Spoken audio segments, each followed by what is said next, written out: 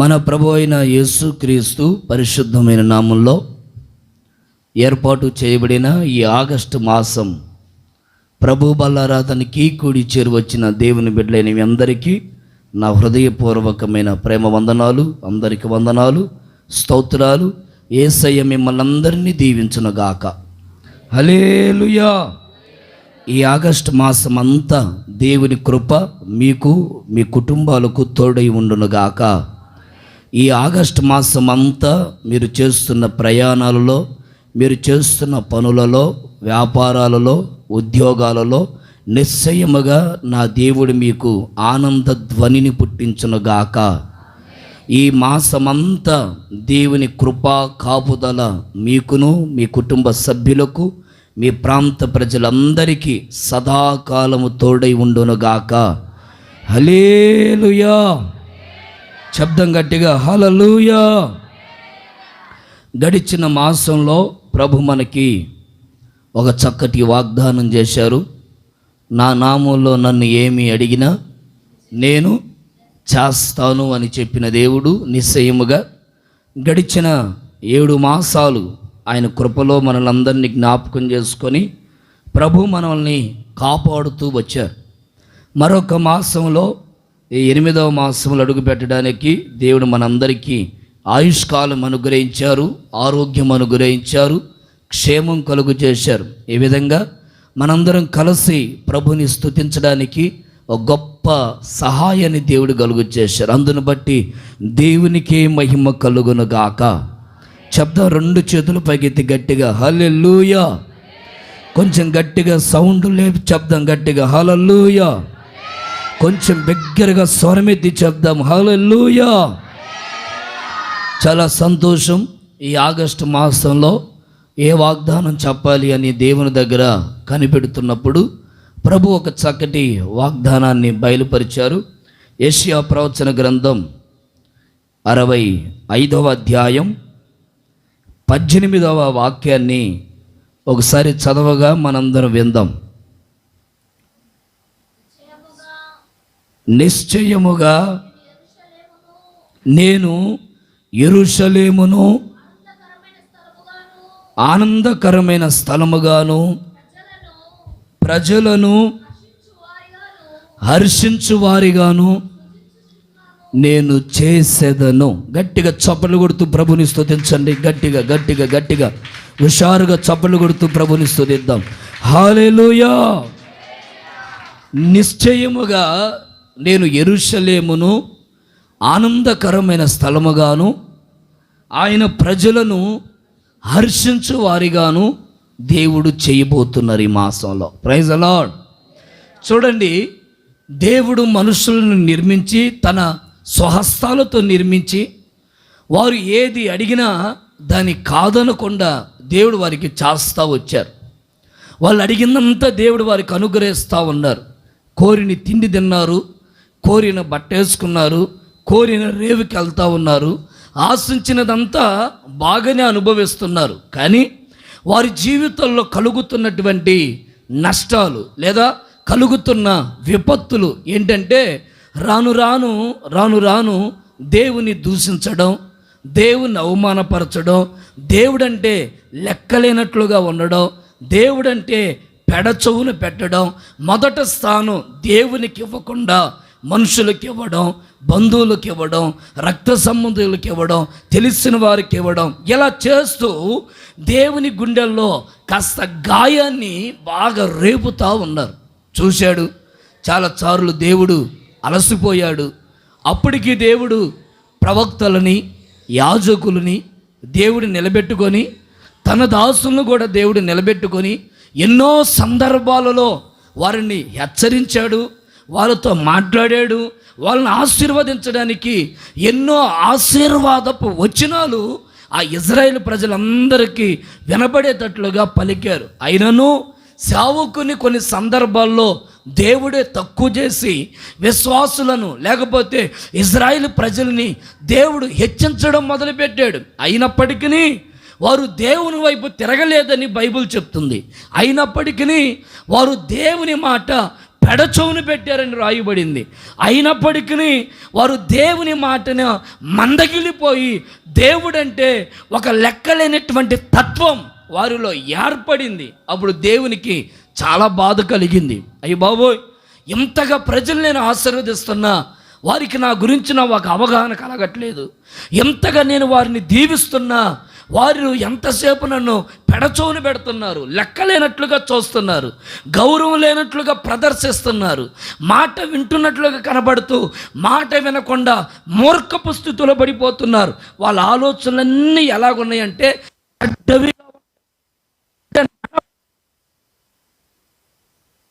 వింటున్నా, ఎంత హెచ్చరికలు వింటున్నా, ఎంత దైవజనుడు బోధిస్తున్నా వారి మార్గాల్ని సరిదిద్దుకోలేకపోతున్నారట. వారి మార్గాల్ని దినమెల్లా పాడు చేసుకుంటా ఉన్నారట. దేవుడు కూడా కొన్ని సందర్భాలలో చేతులెత్తి నా దగ్గరికి రండి బాబు అని ఆయన దినమెంతా చేతులెత్తి చేతులు చాచి పిలుస్తున్నా ఏ నరుడు దేవుని దగ్గరికి రావట్లేదట.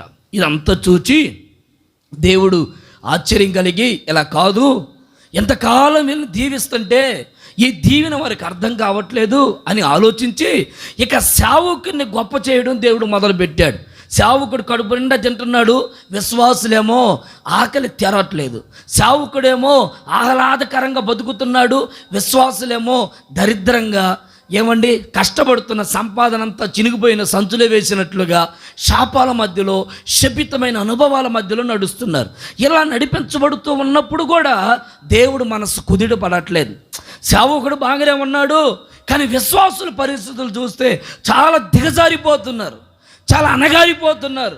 వాళ్ళ మరణి నాకు వినబడుతూ ఉంది, అయ్యా ఈ దరిద్రపు స్థితిలో నుండి, ఈ భయంకరమైనటువంటి ఊబిలో నుండి, దొంగ ఊబిలో నుండి మమ్మల్ని లేవనెత్తగలిగిన వారు లేరా అనే ఆ మొర, ఆ బాధ, ఆ ప్రసవేదన దేవుడు వింటూ, ఇలా కూడా కాదు, నా బిడ్డలు నేను ఆశీర్వదించాలని ఆయనకి మరలా మన మీద ఏం కలిగిందంటే దయ కలిగిందని బైబిల్ చెప్తుంది. ఒకసారి గట్టిగా హల్లెలూయా అని చెప్పండి, కొంచెం గట్టిగా చెప్పండి.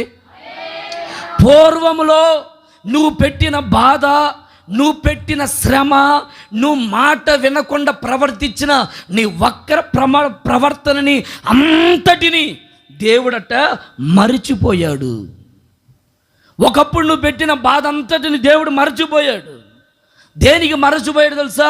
నీ పడుతున్నటువంటి నీ బాధలు చూడలేక, నీ కన్నీళ్ళు చూడలేక, నీ ఇబ్బందులు చూడలేక వాటన్నిటిని దేవుడు మరచిపోయి మరలా దేవుడు మిమ్మల్ని నూతనంగా ఆశీర్వదించాలని ఇష్టపడ్డాడు. స్తోత్రం చెప్పండి గట్టిగా, హల్లెలూయా.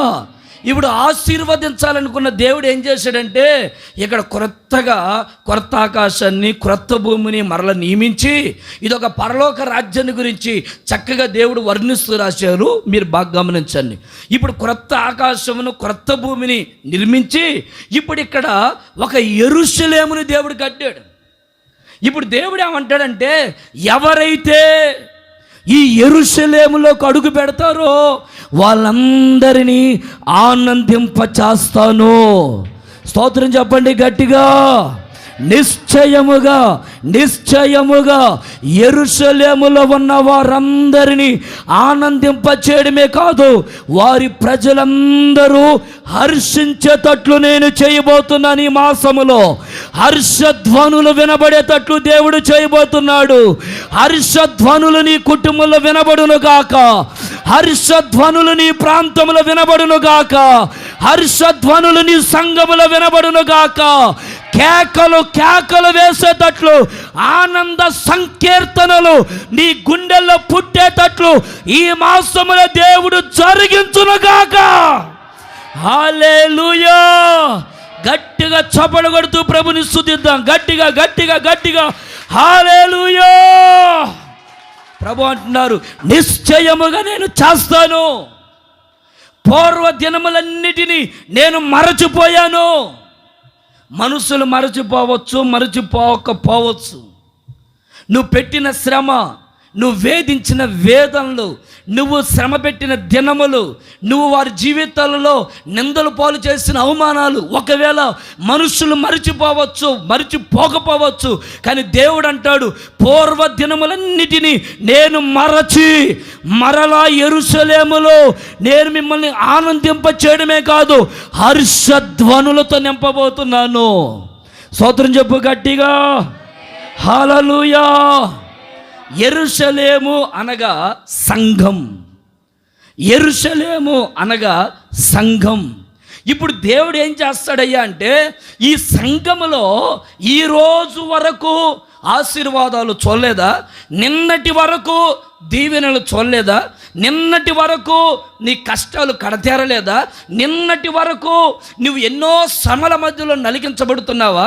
అయితే ప్రభు అంటారు, ఈ మాసంలో ఈ రోజు నుండి నేను యెరూషలేమనబడుతున్న సంఘములో ఉన్న వారందరినీ ఆనందింప చేయడమే కాదు, నిశ్చయముగా హర్షించేటట్లు చేస్తాను. హర్షించేటట్లు.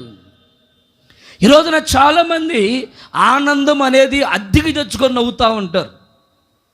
హర్షధ్వని అనేది వారి జీవితంలో అప్పుడప్పుడు తటస్థిస్తూ పోతూ ఉంటుంది. హర్షధ్వనులు ఉండవు. అయితే యేసయ్య నీ జీవితంలో మనతో చేస్తున్న వాగ్దానాన్ని విశ్వసించండి.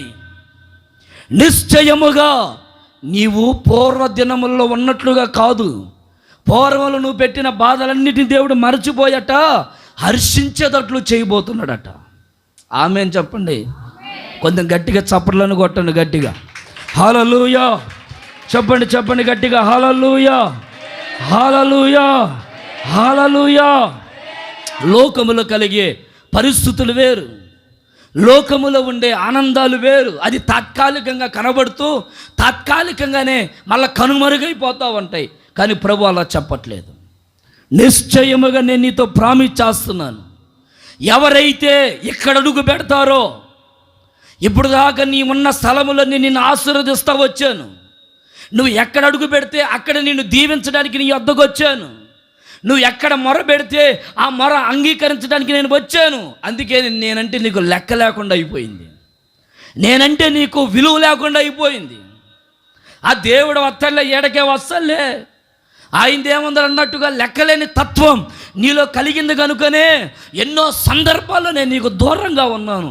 అయితే ఇప్పుడు దేవుడు అంటారు, ఇక మరలా నేను దాన్ని జ్ఞాపకం చేసుకోను, నువ్వు పెట్టిన బాధను నేను జ్ఞాపకం చేసుకోను, నువ్వు చేసిన తిరుగుబాటు నేను జ్ఞాపకం చేసుకోను, నువ్వు మాట వినని స్వభావాన్ని నేను మరలా జ్ఞాపకం చేసుకోను. మరి జ్ఞాపకం చేసుకోకుండా ఏం చేస్తావంటే, ఎవరైతే ఆశీర్వదించబడాలని కోరుకుంటున్నారో వాళ్ళందరూ మందిరంలో అడుగుపెట్టండి. నిశ్చయముగా హర్షధ్వనులు మీరు చూసేటట్లు దేవుడు చెయ్యనుగాక. ఆమేన్ ఆమేన్. క్లుప్తంగా చెప్తాను ఒక 3 విషయాలు. దేవుని మందిరానికి తీసుకొని వచ్చి హర్షధ్వనులు చేసేటట్లు చేస్తాను అని చెప్పిన దేవుడు మన జీవితంలో ఏ మేలులు చేస్తాడు? ఏ మేలులు చేస్తే హర్షధ్వనులు పడతాయి? ఆనందం వేరండి, ఆనందం వేరు, హర్షధ్వనులు వేరు, సంతోషం వేరు.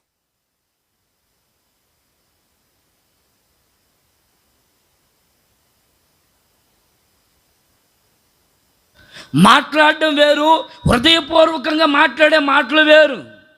అయితే ప్రభు అంటారు, హృదయపూర్వకంగా ఈ ఆగస్టు మాసంలో మిమ్మల్ని దీవించబోతున్నాడు, మీరు హర్షించేటట్లు దేవుడు చేయబోతున్నాడు. ఆమేన్.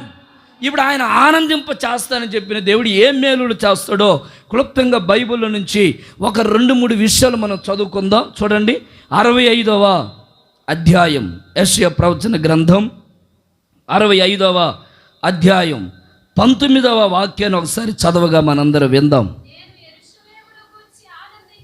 నేను యెరూషలేమును గూర్చి ఆనందించదను, నా జనులను గూర్చి నేను హర్షించదను. రోదన ధ్వనియు విలాప ధ్వనియు ఇక దానిలో వినబడవు. చేతులెత్తి గట్టిగా హల్లెలూయా అని చెప్పండి, కొంచెం గట్టిగా చెప్పండి, హల్లెలూయా. దేవుడు ఇప్పుడు యెరూషలేములో ఆనందించేటట్లుగా ఆ యెరూషలేములో ఉన్న వారిని హర్షధ్వనులతో దేవుడు నింపుతాను అని చెప్పాడు కదా. మరి నింపుతానని చెప్పిన దేవుడు ఏ మేలు చేస్తాడయ్యా అంటే, ఇక రాయబడిన మాట ఏంటంటే, నిశ్చయముగా ఇక ఆ యెరూషలేములో రోదన ధ్వనియు విలాప ధ్వనియు దానిలో వినబడవు. నీ రోదన, నీ అంగలార్పు, నీ కన్నీళ్ళు, నీ దుఃఖము, నీ మనోవేదన, నీ నీ మనశ్శాంతి లేనటువంటి ఆ పరిస్థితిని దేవుడట ఈ మాసంలో ఇక వినబడనివ్వకుండా చేయబోతున్నాడు యేసు నామములో. హల్లెలూయా, హల్లెలూయా.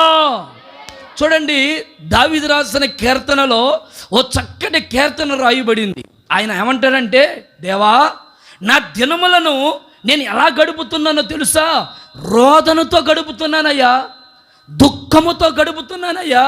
ప్రతిరోజు ఏదో ఒక దుఃఖం, ప్రతిరోజు ఏదో ఒక రోదన ధ్వని, ప్రతిరోజు ఏదో ఒక అంగలార్పు, ప్రతిరోజు ఏదో ఒక మానసికమైన క్షోభ అతన్ని వెంటాడుతూ వేధిస్తూ మనోవేదనలోకి తీసుకోబోతా ఉంది. అతడు నిద్రపోయేటప్పుడట కన్నీళ్లతో నిద్రపోతున్నాడట. సంతోషం అనేది అతడికైనా కనబడట్లేదట. నా జీవితాన్ని మార్చగలిగిన వారు ఎవరున్నారయ్యా?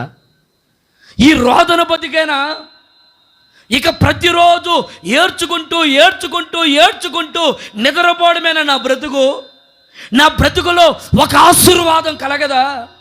నాకంటూ ఒక మంచి రోజు రాదా? నాకంటూ ఒక శ్రేష్టమైన ఆశీర్వాదకరమైనటువంటి జీవితం నేను అనుభవించలేనా బాబు అన్నట్లుగా అతని జీవితంలో రోదనతో గడుపుతున్నాడట అతని దినములు. యోబు ప్రవచన గ్రంథం ఈ విధంగా రాస్తాడు. కొందరు మాట్లాడుతారట, రే బాబు ఏడవ మాకురా, ధైర్యంగా ఉండు. కొందరు చెప్తారట, ఏం కదలేమ్మా, ఎందుకు అడుగుతున్నావు, దేవుడు నీ సమస్యలు తీరుస్తాలే. కొందరు మాట్లాడుతూ ఉంటారు, కానీ నా గుండెల్లో ఉన్న బాధ ఎలా తీరుతుంది పాస్టర్ గారు? మాట్లాడుతూ ఉంటారు, ఎందుకు దుఃఖపడతావు? కొంతమంది అంటున్నారయ్యా, వాళ్ళ మాటలు నాకు వినబడుతున్నాయి, కానీ నా మనస్సులో ఉన్న రోదన ఎవరు వింటారయ్యా? ఎవరో చెప్తున్నారు, పలానా వాళ్ళు చెప్తారు, పలానా ఇంటి పక్కన వాళ్ళు చెప్తారు, బంధువులు చెప్తారు, ఏడవ మాకు అంటున్నారు, ధైర్యపరుస్తున్నారు. నా బాధ వాళ్ళకేమర్థమవుతుంది? చూడండి ఒకసారి మీరు ఆ మాటని. యోబు గ్రంథం 16వ అధ్యాయం 6వ వచనం. నేను మాట్లాడినను, వాళ్ళు మాట్లాడినంత మాత్రాన నా దుఃఖం చల్లారుతుందా? నాకేం ఉపశమనం కలుగుతుందయ్యా?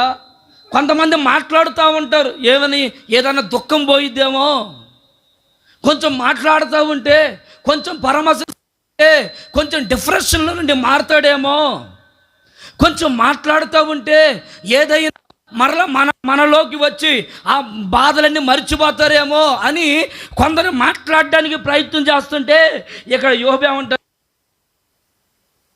మంచిదే, కానీ నా దుఃఖం ఎలా చల్లారుదయ్యా? నా బాధ ఎలా చల్లారుదయ్యా? నా రోదన ధ్వని ఎలా చల్లారుదయ్యా? నా మానసికమైనటువంటి ఈ బాధ, ఈ మానసికమైనటువంటి ఈ సమస్యల నుండి నేను ఎలా విడుదల పొందుతాను?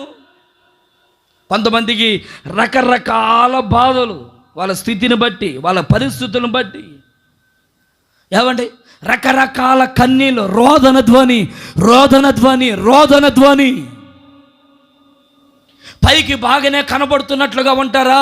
కుటుంబాన్ని గురించిన రోదన, పిల్లల గురించిన రోదన, భర్త గురించిన రోదన, భార్య గురించిన రోదన, వ్యాపారాల గురించిన రోదన, ఉద్యోగం గురించిన రోదన, ఏమంటే చేస్తున్న చేతి పని గురించిన రోదన, రోదన, రోదన. ఆమె పేరు బైబిల్లో హన్నా అని రాయబడింది. ఈ స్త్రీకి పిల్లలు లేరు, రోదిస్తూ ఉంది, ఏడుస్తూ ఉంది, కన్నీరు మున్నీరు అయిపోతూ ఉంది. వాళ్ళ భర్త అంటాడు, మాయ్ నేను నీకున్నాను కదా, నేను నీకు తోడుగా ఉన్నాను కదా, ఎందుకు నువ్వు దుఃఖపడుతావు? నేను నీకు తోడుగా నడుస్తున్నాను కదా, నువ్వెందుకు కలవరపడుతావు అని భర్త అంటా ఉన్నాడు. పక్కన బంధువులు అంటున్నారు, అమ్మాయి ఎందుకు రోజు ఏడుస్తావు, ఏం కాదులే ధైర్యంగా ఉండు, ఎందుకు బాధపడతావు ఉంటావు, మేమందరం లేమా మీకు, మేమందరం ఏడకపోయాం, మేము నీతోనే ఉన్నాం కదా అని బంధువులు అంటా ఉన్నారు, స్నేహితులు అంటా ఉన్నారు, అక్క చెల్లెలు అంటా ఉన్నారు, అన్నదమ్ములు అంటా ఉన్నారు. ఎంతమంది ఎన్ని రకాలుగా ఆమెని పరామర్శించడానికి ఉంటున్నా ఆమె గుండెల్లో ఏడ్చి ఏడ్చి ఏడ్చి ఏడ్చి ఇక కన్నీరు అంతా కారిపోయిందట ఆమె జీవితంలో. రోదన ధ్వని. ఎంతమంది ఎన్ని మాట్లాడితే ఆమె గుండెల్లో ఉన్న రోదన పోయిద్దండి. కొంతమంది ఈ కన్నీళ్ళ నుండి, ఈ బాధల్లో నుండి, ఈ అవమానాల్లో నుండి కొంచెమైనా రిలీఫ్ అవ్వాలని ఏదేదో రకరకాల ప్రయత్నాలు చేస్తూ ఉంటారు. సినిమాలకు వెళ్తూ ఉంటారు, మందు తాగుతూ ఉంటారు, సినిమాలు సీరియళ్ళను చూస్తూ ఉంటారు, కాలక్షేపం చేస్తూ ఉంటారు. 2-3 గంటల సేపు మరచిపోయినా మరలా రోదన వెంటాడుతూనే ఉంది కదా, మరలా బాధ వెంటాడుతూనే ఉంది కదా, మరలా దుఃఖం వెంటాడుతూనే ఉంది కదా. ఈమె పరిస్థితి, ఈమె బాధ ఎంతమంది వచ్చి ఈమెకి చెప్తున్నా ఈమె బాధని ఎవ్వరూ పోడ్చలేకపోతున్నారు. ఈ రోజుకి నీ జీవితం కూడా ఇదేనా? ఒకవేళ అందరిలాగే బాగానే కనబడుతూ, బాగానే నిలబడుతూ, ఎవరైనా నీకు ధైర్యం చెప్పినట్టు వాళ్ళ ముందు బాగానే ఉన్నాను అనుకుంటున్నావు, కానీ నీకు తెలియకుండానే గుండెలు పిండైపోయేటట్లుగా మదన పడుతూ ఏడుస్తూ ఒంటరి పిచ్చుక వల్ల నీ జీవితాన్ని గడుపుకుంటున్నావా? ఎవరికి తెలియదేమో నువ్వు ఏడ్చే ఏడుపు, ఎవరికి తెలియదేమో నువ్వు పడుతున్నటువంటి ఆ ఒత్తిడికి గురైపోతూ, ఆ మానసికమైన బాధకి గురవుతూ, ఎవరికి తెలియదేమో నీ పక్కన్న వారికి, నీ బంధువులకు, నీ స్నేహితులకు, నీ రక్త సంబంధులకు, నీ భార్యకు, నీ పిల్లలకు ఎవరికి అర్థం కాదేమో. కానీ ప్రభు అంటున్నారు, అన్నాని దేవుడు చూచాడు. అన్నా ఎంత కాలము నుండి ఇదే దుఃఖంతో వేధించబడుతుంటే ఈమె గుండెల్లో ఒక ఆలోచన కలిగింది, ఎంతకాలం ఇక ఈ దుఃఖాన్ని మొయ్యాలి. నేను చిన్నగా ఒకసారి యెరూషలేం దగ్గరికి వెళ్తాను, చిన్నగా ప్రార్థన మందిరానికి వెళ్తానని చిన్నగా దేవుని దగ్గరకు వచ్చి కూర్చొని ఇక ఏడవడానికి శక్తి లేదట. వింటున్నారా? కళ్ళు తెరిచినండి అందరి వాక్యం, తలలు పైకెత్తి. ఇక ఏడవడానికి శక్తి లేక మూలుగుతుందట, గోడకు ఆనుకొని, స్తంభానికి ఆనుకొని అని మూలుగుతా ఉందట. ఆమె రోదన ధ్వనిని దేవుడు చూశాడు. స్తోత్రం చెప్పండి గట్టిగా, హల్లెలూయా హల్లెలూయా. నీ రోదన ధ్వనిని ఎవరు చూడట్లేదని నువ్వు అనుకుంటావేమో, అందుకే ప్రభు అంటున్నారు, రోదన ధ్వని యెరూషలేములో ఇక వినబడనివ్వను.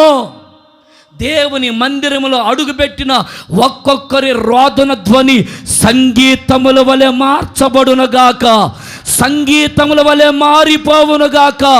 లేడి జింక గంతులు వేసినట్లు ప్రహర్షించే అభిషేకము ఒక్కొక్కరి మీద కుమ్మరించబడునుగాక, ప్రహర్షించే ఆత్మ ఒక్కొక్కరి మీదకి దిగవచ్చునుగాక, ఆనంద ధ్వని కలుగునుగాక, హర్షధ్వని కలుగునుగాక, రోదన ధ్వని కొట్టివేయబడునుగా. రబక తిరబల శబబబబబక తిరబల నకతుర. యేసు నామములో నీ రోదన ధ్వని ఇక వినబడదు. హల్లెలూయా హల్లెలూయా. కర్త కూడా ఒక చక్కటి మాట అంటా ఉంటాడు, ఒక చక్కటి మాట. ఒకసారి మీరు గ్రంథం 14వ అధ్యాయం 10 వచనాన్ని, ఒకసారి 13వ వచనాన్ని కూడా చూడండి. ఎవని దుఃఖము వారికి మాత్రమే తెలుసయ్యా, ఒకని సంతోషములో అన్యుడు పాలువారు కారేరడే. ఎవని దుఃఖం వారికే తెలుసు. ఇక్కడ 13వ వచనంలో కూడా, ఒకడు నవ్వుచుండినను హృదయంలో ఏముంటుందట, నవ్వుతున్న వాళ్ళందరి గుండెల్లో ఏమీ లేదనుకుని నువ్వు అనుకుంటున్నావేమో. అబ్బో ఇతను బాగానే నవ్వుకుంటున్నాడు, ఇతను మంచి సొక్క వేసుకుంటున్నాడు, మంచి ప్యాంట్ వేసుకుంటున్నాడు, అసలు బాధలు అనేది ఏమున్నాయిలే, టిక్కు టక్కున ఉన్నాడు, అన్నీ బాగానే ఉన్నాయి నువ్వు అనుకుంటున్నావేమో. నవ్వుతున్న వాళ్ళ గుండెల్లో ఏమండి దుఃఖము దుఃఖము దుఃఖము ఉందని బైబిల్ చెప్తుంది. కొంతమంది పేరుకే నవ్వుతూ ఉంటారు, కొంతమంది పైకి మాత్రమే నా జీవితంలో ఏమీ లేదన్నట్లుగా మనుషులకి కనబడడానికి నవ్వు కనబడుతూ ఉంటుంది. కానీ వారి గుండెల నిండా ఏముంటుందట? దుఃఖం. వారిని పిండేస్తా పిప్పి చేస్తూ ఉంటుంది. రోదన ధ్వని, విలాప ధ్వని. ఏమండి కొందరు మాట్లాడుతూ ఉంటారా, ఎంతమంది మాట్లాడినా వాళ్ళు ఏమంటారు? నా దుఃఖం నా హృదయానికి తెలుసు బాబు. నీకేం అర్థమవుతుంది? 2 మాటలు చక్కని చెప్పేసి వెళ్ళిపోతా ఉంటావు. ఏం కలే ధైర్యంగా ఉండు అని ఒక్క మాట అంటావు. జీవితాంతం ఆ నిందలు మొయ్యాలంటే, ఆ బాధ మొయ్యాలంటే అంత సామాన్యమైన విషయమా? కొంతమంది హృదయాలలో తీరని దుఃఖాలు, రోగాన్ని గురించిన దుఃఖం, కుటుంబాన్ని గురించిన దుఃఖం, పెళ్ళిళ్ళు కాలేదనే దుఃఖం, ఏమంటే చక్కటి ఉద్యోగం లేదనే దుఃఖం, చక్కటి భర్తగా నాకు కలగలేదనే దుఃఖం, చక్కటి భార్య నాకు దొరకలేదనే దుఃఖం, చక్కటి పిల్లలుగా నా పిల్లలు ఎదగట్లేదనే దుఃఖం, రకరకాల దుఃఖాలు. అది నీ కుటుంబానికి మాత్రమే తెలుసేమో, బయటి ప్రపంచానికి తెలియకపోవచ్చు. బయట ప్రపంచానికి తెలియకపోవచ్చు నీ బిడ్డల గురించి. ఒక తల్లికి పిల్లలుంటే వాళ్ళందరూ అంటారు, నీకేమమ్మా ఎద్దులాంటి పిల్లలు ఉన్నారు, నీకు బంగారంలాగా చూసుకుంటారు, నీకేం తక్కువ అమ్మా అంటా ఉన్నారట. ఆ తల్లి గుండెల్లో బాధ ఏంటంటే తన పిల్లలు ఒకడికి కాలు లేదు, ఒకడికేమో అతని జీవితంలో ఏమండి అదొక రోగం. అదేంటంటే ఒళ్ళంతా చిన్న చిన్న చిన్న చిన్న చిన్న చిన్న చిన్న గొలలు. పైకి వెళ్ళేటప్పుడు చక్కగా బాగా మంచిగా వెళ్తున్నారు, కానీ లోపల శరీరం చూస్తే అన్ని చిన్న చిన్న చిన్న చిన్న చిన్న గొలలు, అవన్నీ లోపల లోపల లోపల. ఆ తల్లి ఎలా ఉంటుంది? పైకి మాత్రం అందరూ అంటారు, నీకేమమ్మా మంచి పిల్లలు ఉన్నారు, మంచి కుమార్తెలు ఉన్నారు, కాలు కింద పెట్టకుండా చూసుకుంటున్నారు, అంచుకు నీకేం బ్రహ్మాండంగా ఉన్నారు అని జనాలు అనుకుంటున్నారు. కానీ ఈమె గుండెల్లో ఉన్న బాధ ఎవరికి తెలుసు? ఈ రోజున చాలామంది జీవితాలలో ఇదే మానసికమైన ఒత్తిడి. అందుకే బైబిల్ అంటుంది, నేను యెరూషలేములో వచ్చిన వారందరినీ ఆనందింపచేసి హర్షధ్వనులతో నింపబోతున్నాను. ఆమేన్ శబ్దం గట్టిగా హల్లెలూయా హల్లెలూయా. నీ రోదన ఏవండి, ఎన్నో రోదనలు, నీ సమస్యలు, నీ ఇబ్బందులు, నీ మానసికమైనటువంటి క్షోభలు, అద్దెకి తెచ్చుకొని నవ్వుతున్న నీ ఆ తాత్కాలికమైన నవ్వులు, వీటన్నిటిని దేవుడు కొట్టివేసి స్థిరమైన ఆనందాన్ని దేవుడు నీకు దయచేయునుగాక. స్థిరమైన ఆనందాన్ని దేవుడు నీకు దయచేయునుగాక. ఇర్మియా ప్రవచన గ్రంథంలో ఏమి రాయబడిందంటే, జనమా ఇక కన్నీళ్లు విడుచుట మాను, నీ క్రియ సఫలమగును. నీ క్రియను దేవుడు ఖచ్చితంగా సఫలం చేయునుగాక. ఏ క్రియ జరగలేదో, ఏవండి ఏ ఉద్యోగం లేదని, ఆ క్రియ జరగలేదని నిరుత్సాహపడుతూ కన్నీళ్లు గారుస్తున్నావో, ఏ వ్యాపారం జరగలేదని, ఈ క్రియ జరగలేదే అని కన్నీళ్లు గారుస్తున్నావో, ఏ సంతానం లేదని అయ్యో నాకు ఈ క్రియ జరగలేదే అని ప్రలాపిస్తున్నావో, ఏ వివాహం జరగలేదని ఆ క్రియతో కన్నీళ్లు కారుస్తున్నావో, యేసు నామములో నీ కన్నీళ్ళన్నీ తొడవబడి నీ క్రియ సఫలమగునుగాక. యేసు నామములో సఫలమగునుగాక. యేసు నామములో సఫలమగునుగాక. హల్లెలూయా. ఎస్తేరు బైబిల్ గ్రంథంలో మనం గమనిస్తే, యూదులందరికీ రాజు ఒక ఆజ్ఞ జారీ చేశాడు. ఏమని? యూదులందరినీ చంపేయండి, యూదులందరినీ హతమార్చండి అని ఆజ్ఞ జారీ చేశాడు. రాజు ఆజ్ఞ జారీ అయిందంటే ఇక మనిషి తన మూలకలైనా సరే ఖచ్చితంగా ఆ కార్యం జరగాల్సిందే.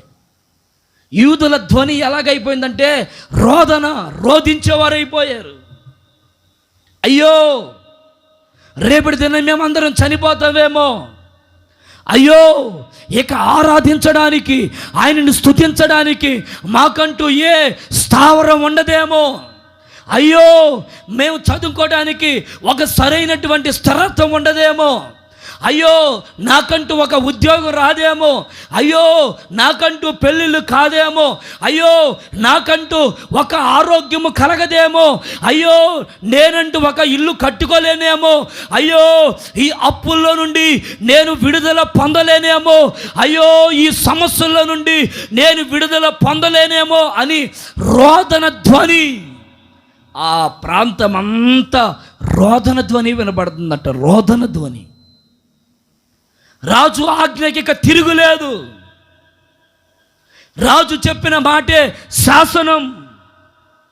ప్రియులారా, బైబిల్ అంటుంది కొన్నిసార్లు మన జీవితాల్లో కూడా రాజు లాంటి ఆజ్ఞలు వస్తూ ఉంటాయి, రాజు లాంటి ఆజ్ఞలు కలుగుతూ ఉంటాయి.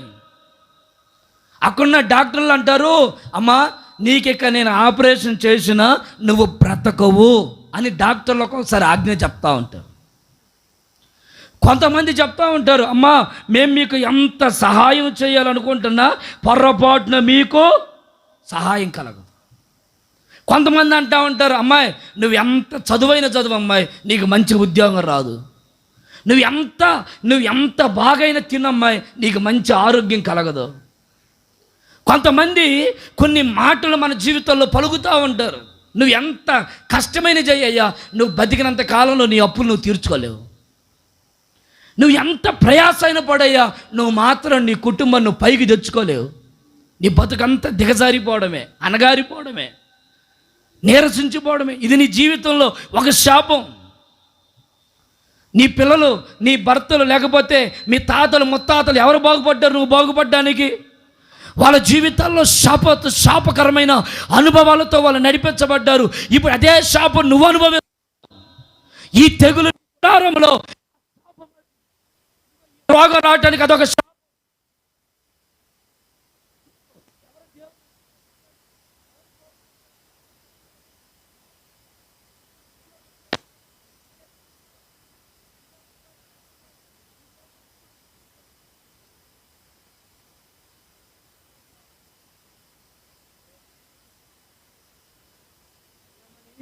చెప్పండి ఏమని?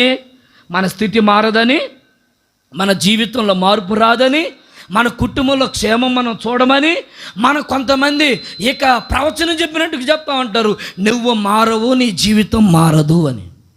డాక్టర్లు కూడా చెప్తా ఉంటారు కదా, ఇక నీకు వైద్యం ఎంత చేసినా నువ్వు బతకవని. ఎంతమంది ఎన్ని ఆజ్ఞలైనా జారీ చేయి, కానీ ఒక దైవజనుడిగా ప్రవచన పూర్వకంగా నేను చెప్పగలను, యేసు నామంలో నీ రోదన ధ్వని ఎంత సంతోషపు ధ్వనిగా మార్చబడును గాక, హర్షధ్వనుల వలె మారిపోవును గాక, హర్షధ్వనుల వలె మారిపోవును గాక. హల్లెలూయా, హల్లెలూయా. ఎందుకు రోదన ధ్వని?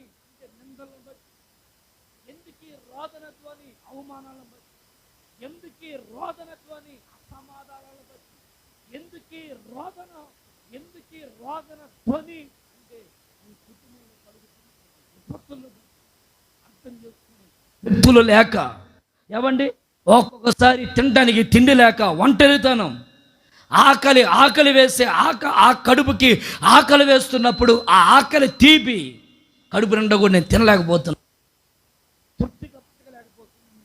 ఇవన్నీ కొన్ని నిందలుగా మనల్ని వెంటాడుతా, ఇవన్నీ మనల్ని రోధించేటట్లుగా, రోదనతో చేసేటట్లుగా. ఒక దైవజనుడిగా నేను చెప్తున్నాను, ఈ ఆగస్టు నీ రోదన ఎంత మారిపోనుగాక యేసు నామములో. గట్టిగా చెప్పండి హల్లెలూయా, కొంచెం గట్టిగా చెప్పండి హల్లెలూయా, హల్లెలూయా. యెషయా గ్రంథంలో రాయబడింది 31వ అధ్యాయములో, నిశ్చయముగా నీ నిట్టూర్పులన్నీ యేసు నామములో ఎగిరిపోవునుగాక, యేసు నామములో ఎగిరిపోవునుగాక, నిత్య ఆనందం నీ తల మీద ఉంచబడునుగాక. ఆమేన్. పలకండి, యేసు నామములో నా మీదున్న నిట్టూర్పులన్నీ ఎగిరిపోవునుగాక. హల్లెలూయా, హల్లెలూయా. దేవుడు చేయడానికి సమర్థుడైన వాడు. అయితే యెరూషలేములోకి నువ్వు రావాలి, యెరూషలేము అనబడుతున్న సంఘములను అడుగు పెట్టాలి. సంఘములో నువ్వు దేవునిని ఆరాధించడానికి, సంఘములో దేవునిని స్తుతించడానికి నీ మనసుని ఏకీభవించుకోవాలి. ఆయన మందిరానికి వచ్చిన వారందరితో ప్రభు చెప్తారు, ఇక నా ప్రార్థన మందిరంలో రోదన ధ్వని వినపడదు, విలాప ధ్వని వినపడదు. హల్లెలూయా, హల్లెలూయా. గట్టిగా చెప్పండి, చేతులెత్తి హల్లెలూయా. నీ రోదన ధ్వనికి వినబడదు, నీ ఒంటరి ధ్వనికి వినబడదు. ఎక్కి ఎక్కి ఎక్కి ఏడుస్తూ రాత్రులు దుప్పటి కప్పుకొని నిద్రపోతున్నట్టు నటిస్తూ, ఒకవేళ కళ్ళ మీద కన్నీళ్ళు కారిపోతున్నాయేమో, రాత్రులు నిద్ర లేకుండా గడిపిన రాత్రులు నీ జీవితంలో ఎన్నో ఉండొచ్చు.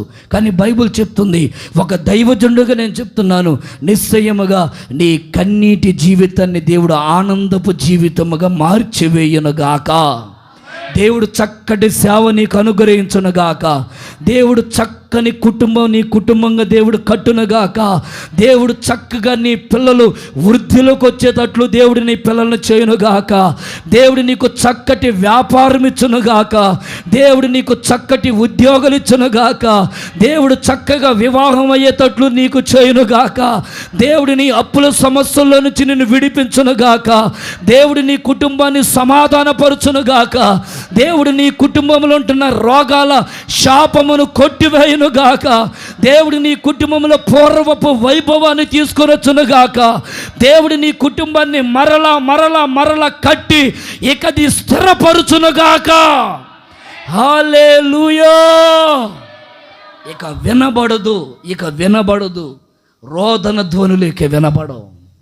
ఒంటరిగా కూర్చొని ఏడ్చి ఏడ్చి ఏడ్చి నలిగిపోయిన ఆ ధ్వనులకి వినబడవు. విశ్వసించండి, వాగ్దానాన్ని చేతబట్టండి. నిశ్చయముగా ఆ వాగ్దానం మీ జీవితంలో అక్షరాలుగా నెరవేరునుగాక. రెండవ మాట, యెషయా ప్రవచన గ్రంథం 65వ అధ్యాయం 23వ వాక్యాన్ని ఒకసారి చదవగా మనందరం చూద్దాం. 65వ అధ్యాయం 23వ వాక్యం, వారు వృధాగా ప్రయాసపడరు,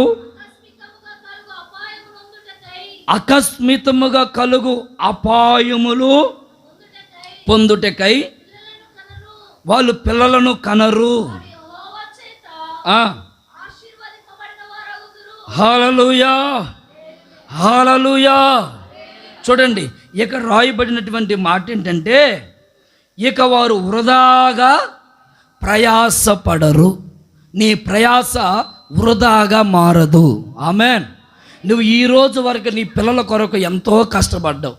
నీ కుటుంబం కొరకు రక్తం ముక్కలు చేసుకొని రక్తం ఆవిరొచ్చేంత వరకు తిని తినక పస్తులుండి నీ కుటుంబం కొరకు నువ్వు ఎన్నో సాకిరీ చేసావు. అవన్నీ వ్యర్థంగా పోవు. నిశ్చయముగా నీ పిల్లలు నీ పంట తినుదురుగాక. ఆమెన్. ఇక రాయబడిన మాట ఏంటంటే, చాలామంది వృధాగా ప్రయాసపడుతున్నారు. చాలామంది ప్రయాసపడతారు కానీ వారికి కొంచెమే దొరుకును అని రాయబడింది. చాలామంది ప్రయాసపడతారు కానీ ఆ ప్రయాస చివరికి ఆయాసం అయిపోతుంది. చాలామంది కష్టపడతారు కానీ ఆ కష్టము చివరికి చినిగిపోయిన సంచులో వేసినట్లుగా ఉంటుంది. చాలామంది ఉద్యోగాలు, వ్యాపారాలు, చేతి పనులు, నైట్ డ్యూటీలు, పగలు డ్యూటీలని రకరకాలుగా శ్రమ పడుతున్నారు, కష్టపడుతున్నారు, ప్రయాసపడుతున్నారు. తిని తినక మండుటు ఎండలో, వర్షానికి, చలికి వణుకుతూ, ఆరోగ్యం బాగలేకపోయినా, కాళ్ళకి ముళ్ళు గుచ్చుకుంటున్నా, నడలేకపోయినా, కాళ్ళు అరిగిపోయినా, ఎంతోమంది ఏదో ఒక చిన్న యాపకాయల దగ్గరికి అన్నీ వెళ్తే 10 రూపాయలు వస్తాయని ఏమండి తిరిగి తిరిగి తిరిగి తిరిగి ప్రయాసపడుతున్నారు. దేని కొరకు ఈ ప్రయాస అంటే, బాబు ₹1 కూడగట్టుకొని నా అప్పులు తీర్చుకుందాం, నా కుటుంబాన్ని కట్టుకుందాం, నా కుటుంబంలో సమృద్ధిగా బతకదామని ఎంతోమంది ప్రయాసపడుతున్నారు. కానీ బైబిల్ చెప్తుంది వాళ్ళ ప్రయాస అంతా వ్యర్థమైపోతుందట. కానీ దేవుడి మాసన చెప్తున్నారు, ఆయన మందిరములో ఉన్న వారందరినీ వారు చేయుచున్న ప్రయాసములను దేవుడు వృధాగా చెయ్యడు. ఆమెన్ చెప్పండి, కొంచెం గట్టిగా చెప్పండి. హల్లెలూయా, హల్లెలూయా. నువ్వు ఎంత ప్రయాసపడుతున్నావో 6 రోజులు ప్రయాసపడు, 7 రోజు దేవుని మందిరంలో గడుపు. నీ ప్రయాస వ్యర్థం కాకుండా దేవుడు ఖచ్చితంగా ఆ ఫలం నువ్వు అనుభవించేటట్లు దేవుడు చేయనుగాక. ఆమేన్, హల్లెలూయా. ప్రసంగి గ్రంథంలోకి మనం వెళ్తే, ప్రసంగి అతడు చాలా జ్ఞానవంతుడని బైబిల్ చెప్తుంది. అతడు భూమి మీద ఉన్న వాటన్నిటినీ అనుభవించాడు. అనుభవించిన వాటినే అనుభవపూర్వకంగా రాసిన ఈ ప్రసంగి, అనుభవపూర్వకంగా రాశాడు ఈ ప్రసంగి అనే గ్రంథాన్ని. ఆ అధ్యాయంలో మనం చదివితే ఆయన ఏమంటారంటే, భూమి కింద ఉన్నవన్నీ వ్యర్థము, వ్యర్థము, వ్యర్థము, అన్ని వ్యర్థమే, అన్ని వ్యర్థము, వ్యర్థము, వ్యర్థము, వ్యర్థము అని రాసుకుంటూ వచ్చి ఒక్క మాట అంటాడు. అదేంటంటే, నా ముందు భాగ్యవంతులు కనబడ్డారయ్యా, ఇదిరా భాగ్యం, ఇదిరా సంతోషం అని ఈ ప్రసంగి గ్రంథకర్త రాస్తాడు. ఏంటయ్యా ఆ భాగ్యం ఏంటి బాబు అంటే, ఇక్కడ కొంతమంది వాళ్ళ చేతులతో కష్టపడుతున్నారట, ప్రయాసపడుతున్నారట. ఆ ప్రయాసని వాళ్ళు అనుభవించేటట్లు దేవుడు చేస్తున్నాడు. ఆమె చెప్పండి గట్టిగా, హల్లెలూయా. ఈ భూమి మీద ఏదో రకరకాల ప్రయాసపడుతున్నావా, అదంతా వ్యర్థం. నువ్వు రెక్కల ముక్కలు చేసుకొని నువ్వు కష్టపడినా నీ కష్టార్జితమే అది నీకు ఆశీర్వాదకరంగా దేవుడు మారుస్తాడు. ఈ రోజున చాలామంది ప్రయాసపడుతున్నారు, వడ్డీల వ్యాపారాలు, లేకపోతే చాలామంది ప్రయాసాలు పడుతున్నారు దొంగ తిరుగుల్లో తిరగడం, చాలామంది ప్రయాసాలు పడుతున్నారు అక్రమంగా సంపాదించడం, చాలామంది ఒళ్ళమ్ముకొని వ్యభిచారం చేస్తూ సంపాదించడం, చాలామంది వాళ్ళని మోసం చేసి వీళ్ళని మోసం చేసి ఇక్కడ ఈ రూపాయని అక్కడ ఆ రూపాయని అబద్ధాలాడి మోసం చేసి సంపాదిస్తున్నాం. చూడండి, బైబిల్లో చక్కగా రాయబడుతున్న మాటలు. మనము రేపో మాపో చనిపోతాం, ఎప్పుడు చనిపోతామో మనకు తెలియదు. మనం చచ్చిపోయే లోపు శత్రుశాసం ఉండకూడదు, రుణశాసం ఏం ఉండకూడదట, శత్రుశాసం ఉండకూడదు, రుణశాసం ఉండకూడదు. ఒకవేళ భూమి మీద శత్రువులను పెట్టుకొని నువ్వు చచ్చిపోయావు అనుకో, రేపు పరలోక రాజ్యానికి వెళ్ళిన తర్వాత ఆ కింద ఉన్నవాడు అంటాడు, అయ్యా వాడు భూమి మీద ఉన్నప్పుడు ఒక్కరోజు కూడా నాతో సరిగా పలకలేదే, నేను వస్తుంటే మొహం తిప్పుకొని పోయాడే, అలాంటి వాడిని పరలోకానికి ఎట్ట చేర్చుకున్నావు నువ్వు అని దేవుని నిలదీస్తాడట శత్రువు. అదే కానీ ఒకవేళ అప్పులు చేసి నువ్వు చచ్చిపోయావు అనుకో, అప్పులు తీర్చకుండా ఈ అప్పుల బాధతో ఉన్నవాడు ఇప్పుడు రేపటిదైనా వాడు చనిపోయిన తర్వాత నరకలో ఉండి, అయ్యా వాడు నాకు 1,00,000 రూపాయలు అప్పు ఎగ్గొట్టి నీ దగ్గరికి వచ్చాడు, అలాంటి అప్పు చేసిన వాడు నీ దగ్గరికి ఎలా తీర్చుకున్నావు అని దేవుడు అడుగుతాడట. అందుకని ఈ భూమి మీద నువ్వు ఉన్నంతకాలం శత్రుశాసం ఉండకూడదు, రుణశాసం, చెప్పండి, శత్రువు లేకుండా ఈ భూమి మీద మనం బతుకుతాము గాక. అందుకే బల్లారాధనలోకి ప్రతిసారి మీకు చెప్పేది ఎందుకు, ఒకరికొకరు వందనాలు చెప్పుకోనండి, ఒకరికొకరు ప్రేమపూర్వకమైన ముద్దు పెట్టుకోనండి, ఒకరినొకరు కౌగులించుకోండి. అంటే ఏదో ఇది ఒక ఆచారంగా ఏదో సాంప్రదాయంగా అని పళ్ళు ఎక్కరించుకొని నవ్వుకోవడం అని కాదు నేను చెప్పేది.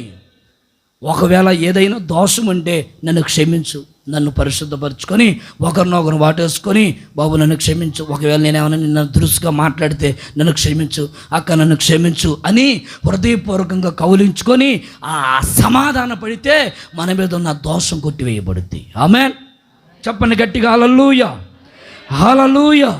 చూడండి, ప్రసంగి గ్రంథం 5వ అధ్యాయం 18వ వాక్యాన్ని చదువుదాం. మరియు కోరదగినది గాను చూడముచ్చటైనది గాను నాకు కనబడిందయ్యా ఒకటి, దేవుడు తనకి నియమించిన ఆయుష్కాల దినములలో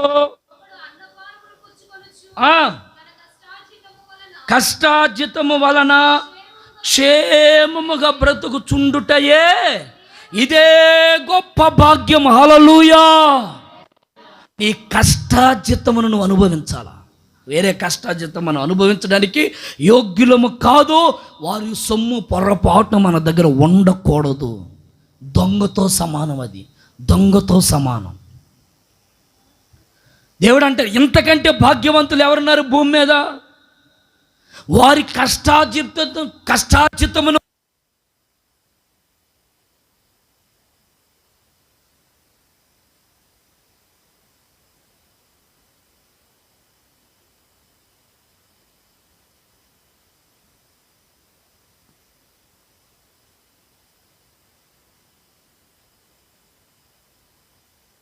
ప్రయాసపడతారు కానీ అనుభవించలేరు. యోబు గ్రంథంలో రాయబడింది, అయ్యా మేము చాలా ప్రయాసపడుతున్నాం కానీ మేము అనుభవించలేకపోతున్నాం అయ్యా. కొంతమంది వచ్చేసరికి మరలా భక్తులు ఏమంటాడంటే, చాలామంది ప్రయాసపడుతున్నారు,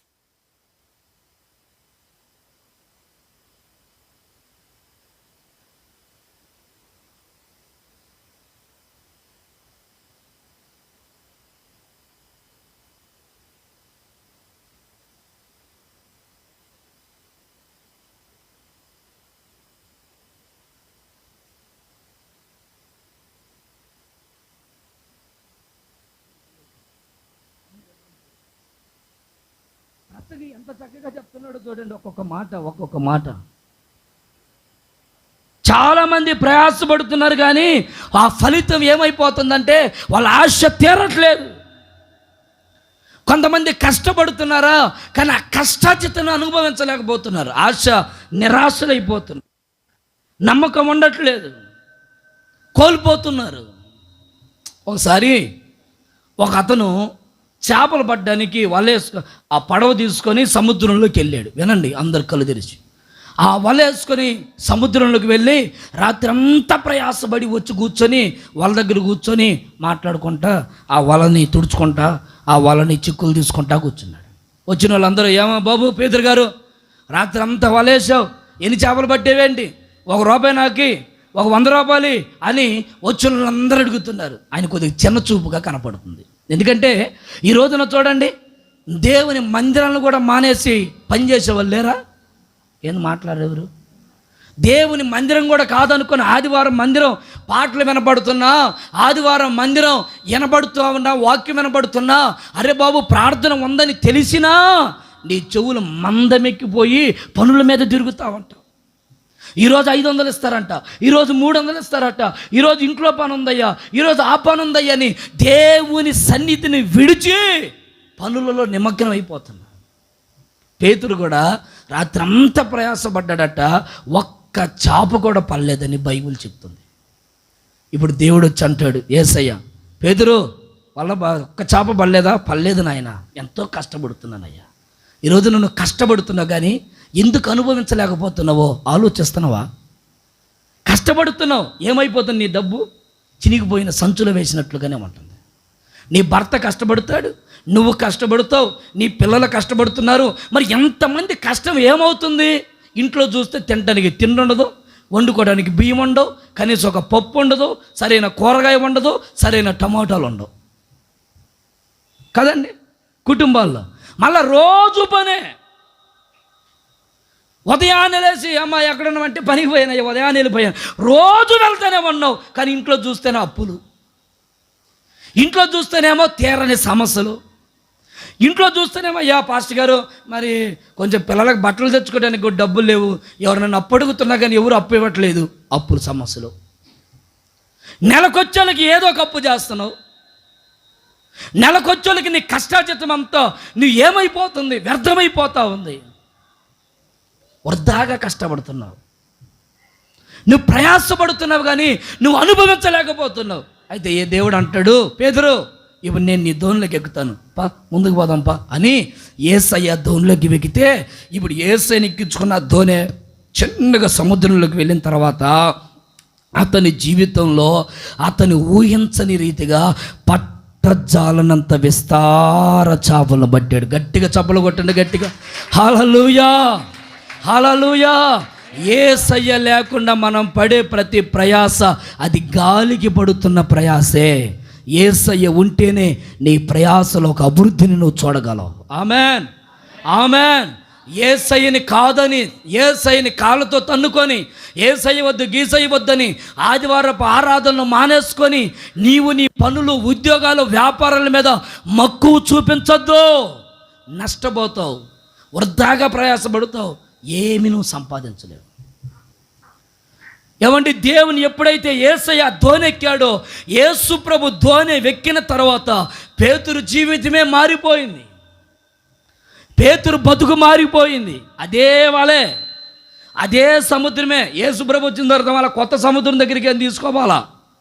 యేసు ప్రభు వచ్చాడని మళ్ళీ కొత్త వల ఏం కొనలేదు, కొత్త పడవ ఏం కొనలేదు. అదే పడవ, అదే వల, అదే సముద్రం. దేవుడు అంటారు, నీ స్థితి కూడా దేవుని నువ్వు అంగీకరించి దేవుడికి మొదట ప్రిఫరెన్స్ ఇస్తే నీ ఉద్యోగంలో నీకు తృప్తిని దేవుడిచ్చునుగాక, నీ వ్యాపారంలో తృప్తిని దేవుడు నీకు ఇచ్చునుగాక, నీ చేతి పనుల్లో దేవుడు సమృద్ధిని నీకు ఇచ్చునుగాక, నువ్వు చేస్తున్న చేతి పనులను దేవుడు ఆశీర్వదించునుగాక, నీ పాడి పంటలలో ఒక అభివృద్ధిని నువ్వు చూచుదువుగాక, నీ వ్యాపారాలలో ఒక అభివృద్ధిని నువ్వు చూచుదువుగాక. అయితే మొదటి ప్రిఫరెన్స్ ఖచ్చితంగా నువ్వు దేవునికి ఇవ్వాలి. Praise the lord, praise the lord, hallelujah. చెప్పండి గట్టిగా, హల్లెలూయా. బైబిల్లో మరొక వ్యక్తి ఉన్నాడు. ఆయన ఎవరంటే యాకోబు అని బైబిల్ చెప్తుంది. ఈ యాకోబు లాబాను దగ్గర ఉన్నంత కాలం, లాబాను యాకోబు వెళ్ళనంత కాలం లాబాను దగ్గర ఏ ఆశీర్వాదం లేదు. ఉందండి? చేతులు పైకెత్తి, 2 చేతులు పైకెత్తి ఒకసారి గట్టిగా చప్పలు కొట్టండి. గట్టి కొట్టు, గట్టిగా, కొంచెం గట్టి కొట్టు. హల్లెలూయా, హల్లెలూయా. లాబాను దగ్గరికి యాకోబు వచ్చేంత వరకు ఏదైనా ఆశీర్వాదం ఉందా? ఏమీ లేదు, ఏ ఆశీర్వాదం లేదు. ఎప్పుడైతే యాకోబు లాబాను ఇంటికి వచ్చాడో లాబాను జీవితంలో ఆశీర్వాదం మొదలైంది. ఎన్నిసార్లు జీతం మార్చాడో యాకోబుకి మరవలేదా? ఎన్నిసార్లు మార్చాడో. ఇక ఎంత మార్చినా యాకోబు జీవితంలో తృప్తి లేదు, ఆశీర్వాదం లేదు. ఇక బాధ కలిగింది. ఒరే బాబు, నేను ఉండడం బట్టే నువ్వు దీవించబడ్డావు, కానీ నాకేం కలిగిందిరా? నాకేదైనా దీవెన కలిగిందా? నాకు ఏ దీవెన రాలేదు. కష్టపడ్డాను, ప్రయాసపడ్డాను, నీ గొర్రెల్ని మందల్ని మేపడ్డాను, కానీ నాకంటూ ఏ రూపాయి ఆదాయం లేదు. అయితే నా ప్రభు దగ్గరికి నేను వెళ్తాను, నా ప్రభు నన్ను ఖచ్చితంగా ఆశీర్వదిస్తాడు. Praise the Lord. చూడండి ఆ మాటలు చూడండి ఒకసారి మీరు. యాకోబు ప్రవచన గ్రంథం, ఆదికాండం 31వ అధ్యాయం 42వ వచనం. 31:42. నా తండ్రి దేవుడు, విస్సాకు భయపడినటువంటి దేవుడు నాకు తోడై ఉన్న ఎడల నిశ్చయముగా నీవు నన్ను ఒట్టి చేతులతోనే పంపివేసి ఉన్నావు. కానీ దేవుడు నా ప్రయాసమును, నా చేతుల కష్టమును చూచి దేవుడు నన్ను రాత్రికి రాత్రి ఆశీర్వదించడానికి శక్తి కలిగిన వాడు. హల్లెలూయా. నేను ఆరాధించే దేవుడు ఎవరు అనుకున్నావురా బాబు? నువ్విచ్చే కష్టాన్ని బట్టి నేను దీవించబడుతున్నాను అనుకున్నావా? నువ్విచ్చే జీతాన్ని బట్టి బతుకుతున్నాను అనుకున్నావా? రాత్రికి రాత్రే శాసనములను మార్చగలిగిన వాడు, రాత్రికి రాత్రే పునాదులు పెగిలించగలిగిన వాడు, రాత్రికి రాత్రే పరిస్థితులన్నిటిని మార్చివేయగలిగిన వాడు ఆ దేవుడు నిశ్చయముగా నా చేతుల కష్టార్జితమును ఆశీర్వదిస్తాడు. నా చేతులను ఆశీర్వదిస్తాడు రా బాబు నా దేవుడు. నా దేవుడు ఎవరు అనుకున్నావు? ఏదో దేవుళ్ళలో దేవుడు కాదు, ఏదో ఓరక దండం పెట్టుకొని వెళ్ళిపోయే దేవుడు కాదు. సృష్టిని తన నోటి మాటతో సృష్టించిన శక్తి కలిగిన దైవం. ఆయన మాట ద్వారా సముద్రాలు కలిగాయి, ఆయన మాట ద్వారా సూర్య చంద్ర నక్షత్రములు కలిగాయి, ఆయన మాట ద్వారా భూమి మీద ఉంటున్న ప్రతి జలరాశులు కలిగాయి. ఆయన మాట శక్తి కలిగినది. ఇప్పుడు ఆయన అంటారు, నేను నీ చేతుల కష్టార్జితమును ఆశీర్వదిస్తాను. యాకోబు అంటారు, లాబాను నువ్వు నన్ను ఆశీర్వదించేది రా బాబు, నీ మోకాల కింద నీళ్ళు నేను తాగేదేంటి? ఇప్పుడు దేవుని దగ్గరికి నేను వెళ్తాను, నా జీవితాన్ని సరి చేసుకుంటాను, నా బ్రతుకుని సరి చేసుకుంటాను, యెరూషలేముకి వెళ్తాను, ప్రార్థన మందిరంలో కూర్చుంటాను. అయ్యో ఈ రోజు వరకు ఆదివారపు ఆరాధన మానేసి ఇష్టం వచ్చినట్లుగా తిరిగాను, ఇక నేను అలా ఉండనయ్యా, నన్ను దీవించయ్యా, నన్ను ఆశీర్వదించయ్యా, నేను ఖచ్చితంగా నీ సన్నిధిలో గడుపుతానయ్యా అని ఒక మంచి నిబంధనతో భక్తి చేశాడు. దేవుడు యాకోబు చేతుల కష్టార్జితమును వృద్ధిలోకి తీసుకొని వచ్చాడు యేసు నామములో. హల్లెలూయా, హల్లెలూయా. ఒక దైవజనుడిగా నేను చెప్పగలను, నీ చేతులతో నువ్వు చేసే ప్రతి కష్టార్జితమును నిశ్చయముగా నీవు అనుభవించుదువుగాక.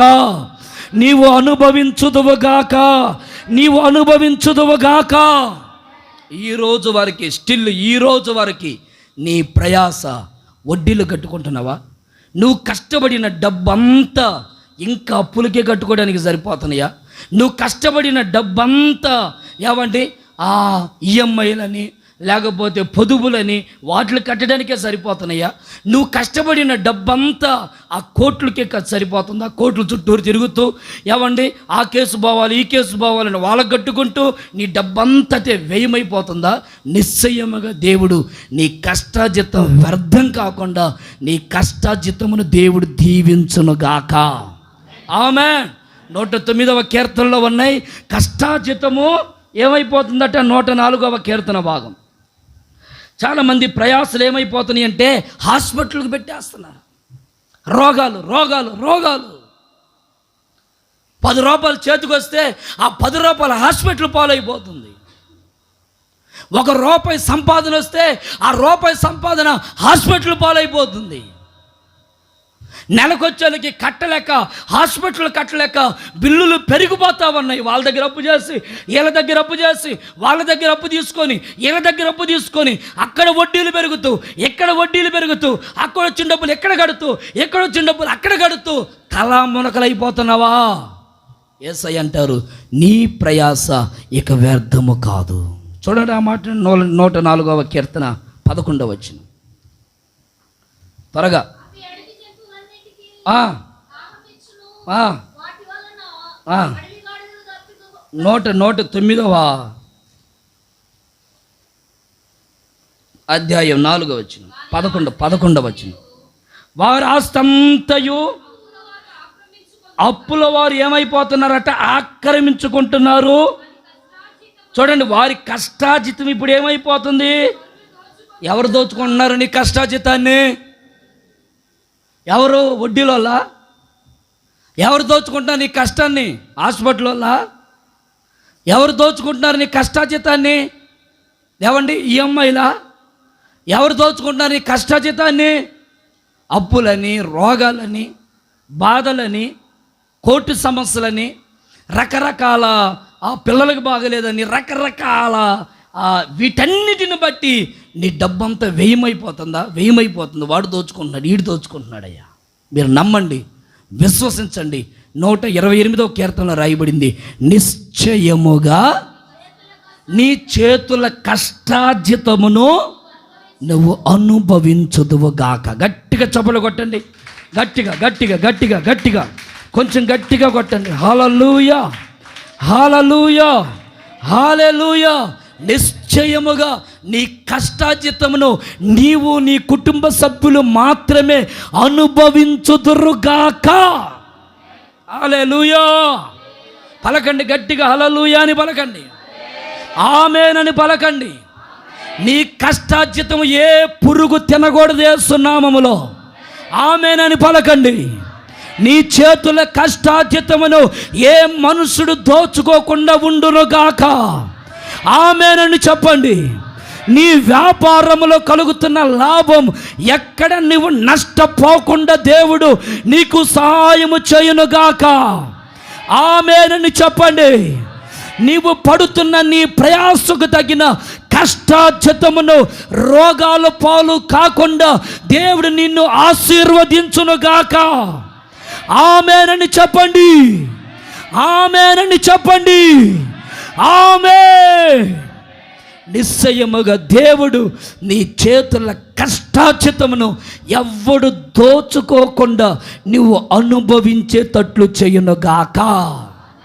నెలొచ్చేసరికి నీ చేతుల జీతము పడుతున్న సరికే రోగాలు, సమస్యలు, ఇబ్బందులు ఎదురు చూస్తున్నాయా? నోరు తెరుచుకొని ఈ మాసం నుండి యేసు నామములో నీ పరిస్థితులన్నీ మారిపోనుగాక, నీ స్థితి అంతా మారిపోనుగాక.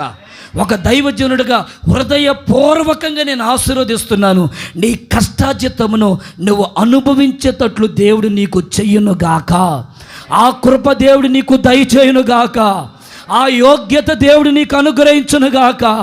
ఆ అర్హత దేవుడు నీకు పుట్టించునుగాక. ఆ మనస్సుని దేవుడు నీ గుండెల్లో నాటునుగాక. అయితే నీ ప్రథమ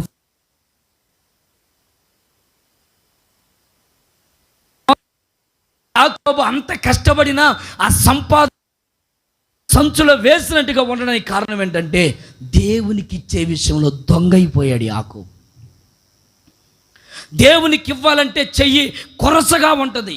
ఎంత రోగానికైనా పెడతాడు, ఎంత అప్పులైనా కట్టుకుంటాడు, ఎంత బట్టలైనా కొంటాం, ఎంత పెద్ద అవసరమైన తీసుకుంటాం, కానీ దేవుని దగ్గరకు వచ్చేందుకు లేవయ్యా.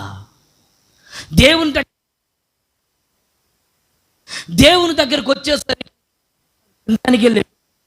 దేవుని దగ్గరకు వచ్చేసరికి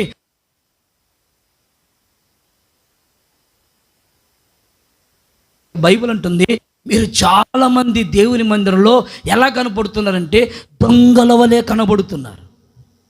దేవుని దొంగిలించే దొంగల వలె కనబడుతున్నారు.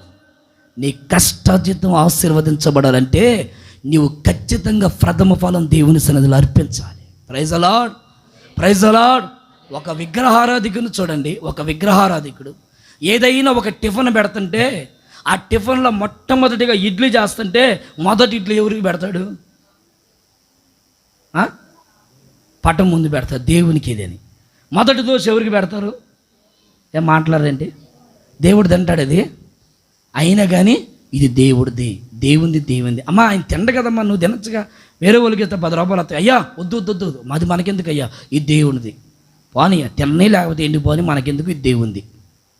ఒక విగ్రహారాధకుడికి అన్యుడికే అంత దైవ జ్ఞానం ఉంటే నిజరక్షకుని ఆరాధిస్తూ సత్యాన్ని గుర్తుపడుతూ యేసుప్రభే సత్యవంతుడని నీకు తెలిసిన నీ కష్టాజీతాన్ని మాత్రం నువ్వు దొంగిలించడానికి కారణం ఏంటి? ఒక అన్యుడికి తెలుసు దేవుడిది తినడని తెలిసిన వాళ్ళ ముందు ఆ పట్టాల ముందు అరిపిస్తూ ఉంటారు. భోజనం చేసుకుంటే ఒక ముద్ద తీసుకొని పక్కన పెట్టేస్తూ ఉంటారు. ఇది దేవుని ముద్ద.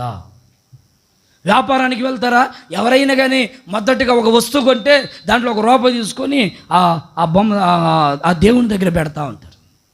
ఇది దేవుంది. కొంతమంది ఏం చేస్తారంటే ఆ రూపాయిని తీసుకొని అనాథ ఆశ్రయానికి ఇచ్చేవాళ్ళు అక్కడ చిన్న బాక్స్ ఉంటే ఆ బాక్స్లో వేస్తూ ఉంటారు. రూపాయో 10 రూపాయలు, ఇంకా వాళ్ళ ఇష్టం, వాళ్ళకి ఎంత ఇవ్వాలంటే అంత వేస్తూ ఉంటారు. ఒక అన్యులకే అంత జ్ఞానం ఉంటే నేను ఇంకా దేవుణ్ణి నమ్ముకున్న బిడ్డలు ఇంకెట్టుండాలండి? నీ ప్రయాస గాలి ప్రయాసగా ఉండకూడదని ఒక దైవజనుడిగా నేను కోరుకుంటున్నాను. ఆమెను చెప్పండి గట్టిగా, హల్లెలూయా. నువ్వు కష్టపడుతున్నావండి, రోజు ప్రయాసపడుతున్నావు, కానీ నీ కష్టజీతం వ్యర్థం కాకూడదని నేను చెప్తున్నాను. డబ్బుల గురించి నేను చెప్పట్లేదు.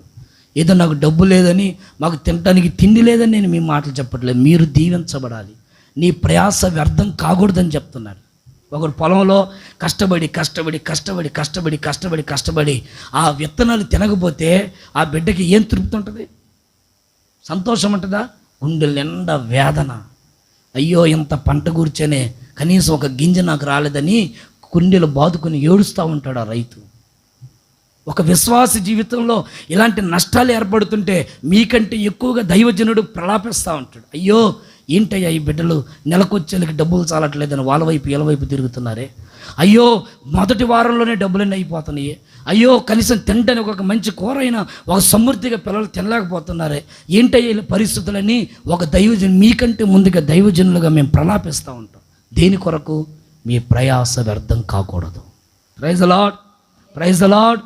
చాలామందికి ఇది తెలియక, ఈ సత్యాన్ని తెలియక దేవునికి ఎందుకు ఇవ్వాలా, ఎంత ఇవ్వాలా అని దొంగలుగా ఏమంటే ఆ కవర్ల మీద రాసిపోతూ ఉంటారు. పేర్లు మొత్తం పెద్ద పెద్ద పెద్ద అక్షరాలతో పేర్లు రాసి దాంట్లో 10 రూపాయల కాగితాలు పెట్టిపోతూ ఉంటారు. సిగ్గు ఉండద్దండి 10 రూపాయల కాగితాలు పెడుతున్న వాళ్ళ గురించి. మానవత్వం ఉండద్దండి. ఈ కష్టచిత మధ్యన మరి ఆదివారాలు మందిరం రాకుండా తిరుగుతుంటివే, పని తిరుగుతుంటివే, 10 రూపాయలు సంపాదించావా నెలకొచ్చేలకి? దొంగలను దేవుడు క్షమించడట. బైబుల్ అంటుంది వేశ్యనైనా క్షమిస్తాడు కానీ, చేతులు ఎత్తి చెప్పండి గట్టిగా, హల్లెలూయా, హల్లెలూయా, హల్లెలూయా. ఎన్ని రోజులైంది నువ్వు కానుకలు ఇవ్వక? ఎన్ని నెలలైపోయిందో నువ్వు దశంభాగాలు ఇవ్వక? అన్ని కూడగట్టుకుంటే, అన్ని లెక్క పెట్టుకుంటే నీ జీవితం సరిపోదు. దేవునికి నేను ఇంత ఇయ్యాలా అని. దేవుడు కదా అడగడు కదా, ఆయన దేవందలే అని సింపుల్గా తీసి అవతలు నెట్టేసుకుని పోతా ఉంటావు. నీకు తెలియదు వెనక పంటని తినేస్తున్న పురుగులు దేవుడు పంపించాడన్న సంగతి నీకు అర్థం కాదు. వేలు వేలు వేలు వేలు మనకు తెలియకుండానే ఖర్చు అయిపోతున్న సంగతి నీకు గుర్తుపట్టవు. నువ్వు అనుకుంటావు ఈ రోగం మామూలుగా ఆ వాతావరణాన్ని బట్టి వచ్చిందిలే అని నువ్వు అనుకుంటా ఉంటావు. ఈ దగ్గు వాతావరణాన్ని బట్టి వచ్చిందిలే అని నువ్వు అనుకుంటా ఉంటావు. నీకు తెలియకుండానే నీ కష్టార్జితాన్ని తినివేసే పురుగులు నీ చుట్టూ తిరుగుతూ ఉంటాయి. ఆ రోగాలనే పురుగులను దేవుడు గద్దించునుగాక, ఆ శ్రమలనే పురుగులను దేవుడు గద్దించునుగాక. నీ కష్టార్జితాన్ని దేవుని సన్నిధిలో అర్పించడానికి ఇష్టపడు. Praise the lord, praise the lord, praise the lord. Hallelujah. చేతులెత్తి చెప్తాం గట్టిగా హల్లెలూయా. మూడో మాట ముచ్చటంగా చెప్పి నేను ముగిచ్చేస్తాను. 65 యెషయా ప్రవచన గ్రంథం 65వ అధ్యాయం 24వ వాక్యం. ఈ మాటను బాగా చూడండి. వారికి ఇలాగు జరుగును, వారు వేడు కొనక మునుపే నేను వారికి ఉత్తరమిచ్చేదను. వారు మనవి చేయుచుండగా, గట్టిగా చప్పట్లు కొడుతూ స్తుతించండి. గట్టిగా గట్టిగా గట్టిగా హృదయపూర్వకంగా కొట్టండి, ధ్వనులతో కొట్టండి, హర్షధ్వనులతో కొట్టండి. హల్లెలూయా, హల్లెలూయా, హల్లెలూయా. నా నిర్జీవ క్రియలను రూపుమాపిన పరిశుద్ధాత్మలో ఫలించెదనే. నా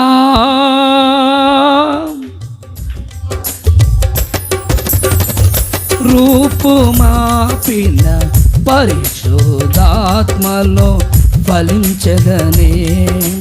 మేఘమదనములు చేయలేని దీవెన వర్షము కురిపించినావే. మేఘమదనములు పడుదాం గ్లోరీ.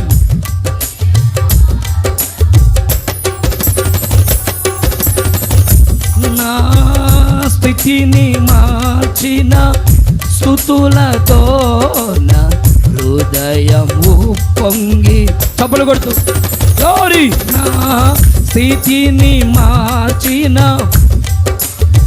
గ్లోరీ, హృదయము పొంగి జలాశ్రయములు భరించలేని జల ప్రళయములను స్తుతి ఆపెనే. జలాశ్రయములు చప్పలు కొడుతూ గ్లోరీ. జల ప్రళయములను త్రియక దేవుడైన యెహోవాను కెరూబులు అయ్యా కెరూబులు యేసయ్యా నిత్యము ఆరాధించెదరు. పరిశుద్ధుడు అతి గాన ప్రతిగానములు చేయుచు యేసయ్యా. పరిశుద్ధుడు అతి గ్లోరీ గాన ప్రతిగాన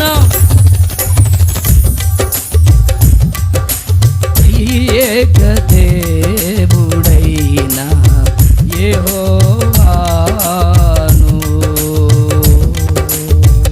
హల్లెలూయా. మూడో మాట 65వ అధ్యాయం యెషయా ప్రవచన గ్రంథం 65వ అధ్యాయం 24వ వాక్యాన్ని ఒకసారి చూద్దాం. వారికి ఇలాగు జరుగును, వారు వేడు కొనక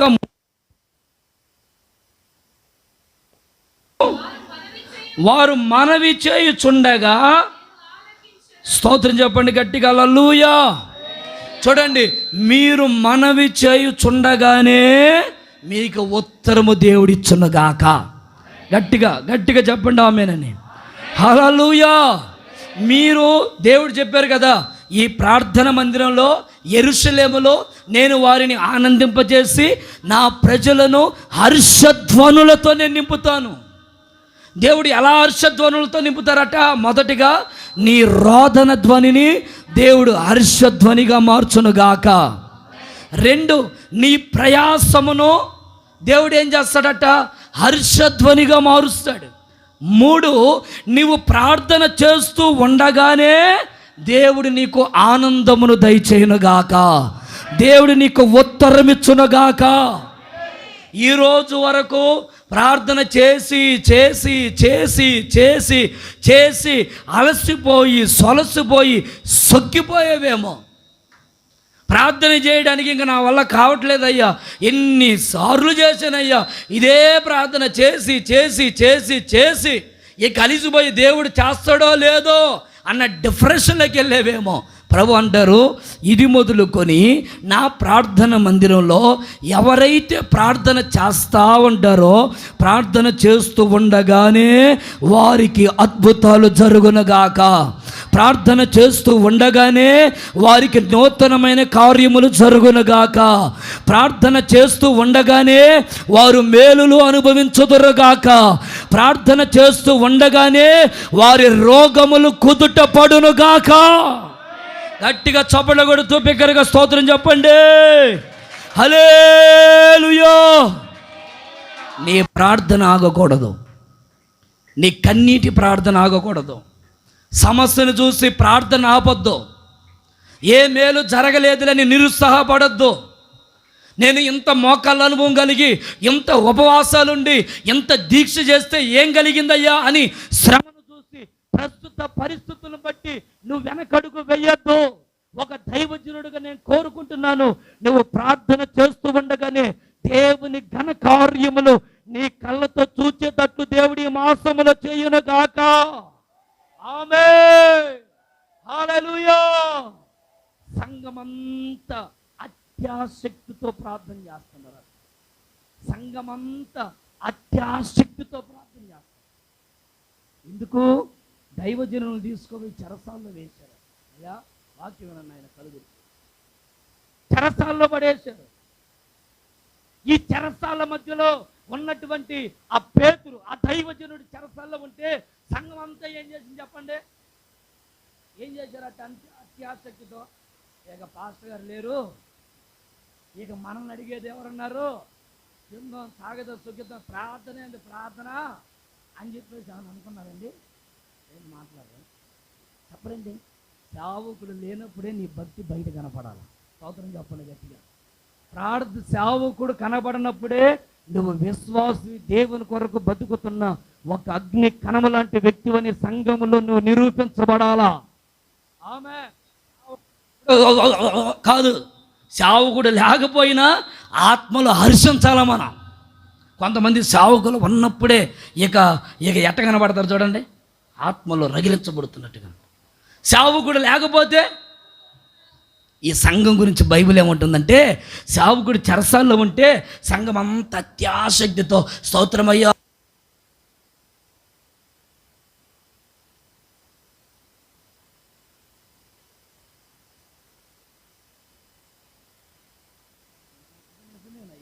అంటా ఉన్నారు. అప్పుడు దాకా ఎప్పుడైతే సేవకుడి చెరసాల్లోకి వెళ్ళారో, ఇప్పుడు వీళ్ళ మోకాళ్ళ అనుభవం బలపరచబడింది. వీళ్ళ మోకాళ్ళు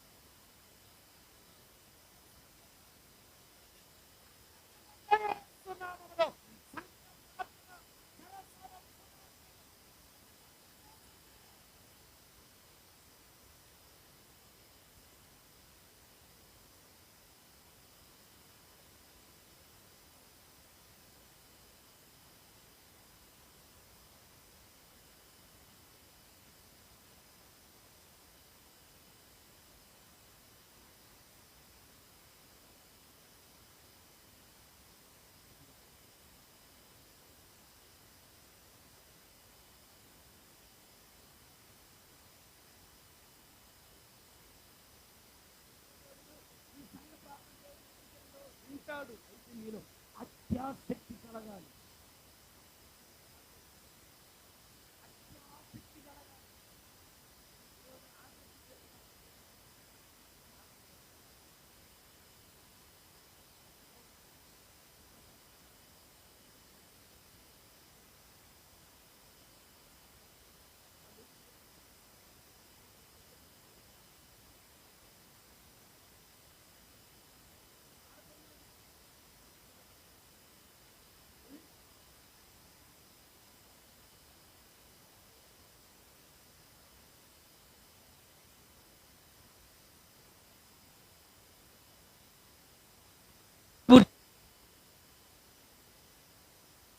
ఉన్నారట రోడ్ల మీద తాగి.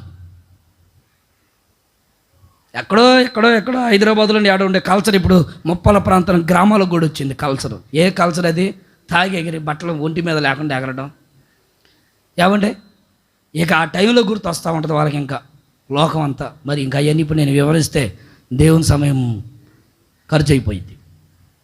దేనికి ఎగరుతున్నారు చూడండి. అక్కడైతే ఇక్కడ చూస్తూ ఉంటారు, నవ్వుకుంటా ఉంటారు, ఎగురుతూ ఉంటారు, వాళ్ళని గిలుతూ ఉంటారు. ఒరే వాళ్ళు నువ్వే, ఒరే మామ నువ్వే అని అంటూ ఉంటారు. వీళ్ళు పక్కన ఉంటే వీళ్ళెయ్యరు, వాళ్ళని నేర్పిస్తూ ఉంటారు.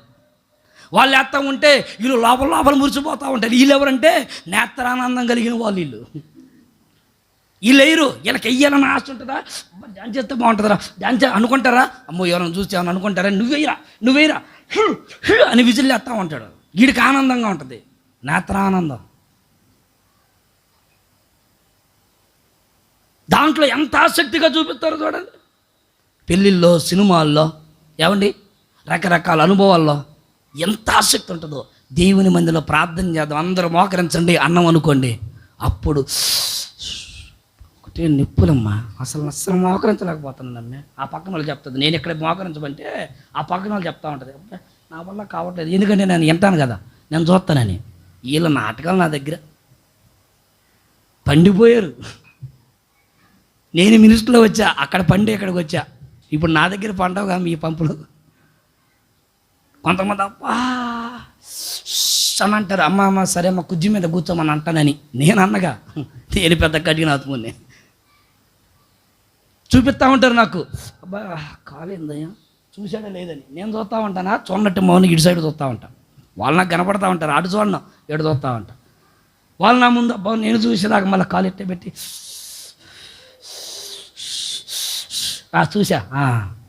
చూసినప్పుడు వాళ్ళ చల్లగా ఉంటుంది. ఓకేనయ్యా అని ఇంకా మా ఊళ్ళో చప్పగా చాపట్లు వేసుకొని భోజనం కూర్చున్నట్టు కూర్చుంటారు. ఏమైంది నీ మోకాలు అనుభవం? మోకాళ్ళు కాయలు కట్టాలని బైబిల్ చెప్తుంది కదా. సాతానుగాడు దేనికి భయపడతాడంటే పాటకు భయపడ్డు, ప్రసంగానికి భయపడ్డు. దేనికి భయపడతాడు? ప్రార్థన. నీ మోకాళ్ళను చూసి వాడికి భయం కలగాల. Amen amen. ఈ సంఘం అంతా ప్రార్థన చేస్తుంటే చెరసాలు బద్దలైపోయేస్తున్నాం వల్ల. అందుకు నేను సంఘాన్ని రండమ్మా, స్త్రీల కూడికి రండమ్మా, శనివారాలు రండమ్మా అనేది. ఎందుకంటే సంఘ ప్రార్థన ఈ ప్రాంతానికి ఆశీర్వాదం కలగాలి. ఆమెన్. శనివారాలు మానుకునే వాళ్ళు శనివారాలు రండి, ఏమండి బుధవారాలు మానేవాళ్ళు బుధవారాలు రండి. సంఘ ప్రార్థన సంఘానికి, ఈ ప్రాంతానికి చాలా చాలా చాలా ప్రాముఖ్యము. హల్లెలూయా. చూడండి, ఈ పేతురు వస్తే వాళ్ళందరూ ప్రార్థన చేస్తూ ఉంటే పేతురు విడిపించబడ్డారు. ఒక దైవజనుడు నేను కోరుకుంటున్నా, నువ్వు ప్రార్థన చేస్తూ ఉండు, నీ సమస్యలన్నీ విడిపించబడును గాక. నువ్వు ప్రార్థన చేస్తూ ఉండు, నీ కుటుంబం మార్చబడును గాక. నువ్వు ప్రార్థన చేస్తూ ఉండు, నీ పిల్లలు మార్చబడును గాక. నువ్వు ప్రార్థన చేస్తూ ఉండు, నీ భార్య మార్చబడును గాక. నువ్వు ప్రార్థన చేస్తూ ఉండు, నీ భర్త మార్చబడును గాక. నువ్వు ప్రార్థన చేస్తూ ఉండు, నీ చుట్టుపక్కల ఉన్న వాళ్ళందరూ మార్చబడుదురు గాక. అబ్రహాము గుమ్మం దగ్గర కూర్చొని ఎదురు చూస్తూ ఉన్నాడట. గుమ్మం అంటే ఎదురు చూపుకి సాదృశ్యం. ఎదురు చూపు అంటే కనిపెట్టడానికి సాదృశ్యం. ఈ అబ్రహాము ఎక్కడ కూర్చొని ఎదురు చూస్తున్నాడు, ప్రార్థన చేస్తున్నాడంటే గుమ్మం దగ్గర కూర్చొని ప్రార్థన చేస్తూ ఉన్నాడు. ప్రభువా నాకు పిల్లలు లేరయ్యా, నాకు పిల్లలు నువ్వు ప్రభువా అని ప్రార్థన చేసుకుంటూ ఉంటే సేవకులు వచ్చి అంటారు, మరలా వచ్చే సంవత్సరానికి ఇదే టయానికి నీ వల్ల ఒక మగబిడ్డ ఉంటాడు. చప్పలు కొట్టండి గట్టిగా. హల్లెలూయా హల్లెలూయా. ప్రార్థన చేసుకుంటూ ఉంటే సేవకులు వచ్చి, దేవుడు వచ్చి వారికి వచ్చి జవాబిచ్చి వెళ్ళిపోయాడు. నువ్వు ప్రార్థన చేయి, ఖచ్చితంగా జవాబును అనుభవించదువు గాక. నువ్వు ప్రార్థన చేయి, రోషంగా చేయి. ఏదో స్తోత్రం స్తోత్రం స్తోత్రం నాయన యేసయ్యా అని 2 నిమిషాలు ప్రార్థన చేసి ముగించొద్దు. భారంగా చెయ్యి, మగసిరి కలిగిన వారై ప్రార్థన చేయి. ఏలియా మోకాళ్ళ మీద నిలబడి ప్రార్థన చేస్తూ ఉన్నాడు. మోకాళ్ళని ఎక్కడ పెట్టుకున్నాడట అమ్మ? ఈ తలకాయని ఎక్కడ పెట్టుకున్నాడు చెప్పండి? మోకాళ్ళ మధ్యలో. ఒకసారి మోకాళ్ళ మధ్యలో మీ తలకాయ పెట్టండి. పెట్టగలుగుతావా? ఏమండి నరకం. ఈ తలకాయ మన కాళ్ళ మధ్యలో మొదలు ఒకసారి పెడతావా? ఒకసారి చూద్దాం, ఒకసారి ట్రై చేయండి. ఎవరన్నా ఆ పిల్లలన్నా కూర్చోబెట్టి ట్రై చేయి. ఈ తలకాయని కాళ్ళ మధ్యలోకి పెట్టి మోకరించి ప్రార్థన చేస్తారండి. అట్ట చేస్తారా? చెప్పరండి. వాడు మోకరించాలి, అమ్మ స్తోత్రం హల్లెలూయా. సరే అటు చేయమంటే మీరు చేయగలుగుతారండి?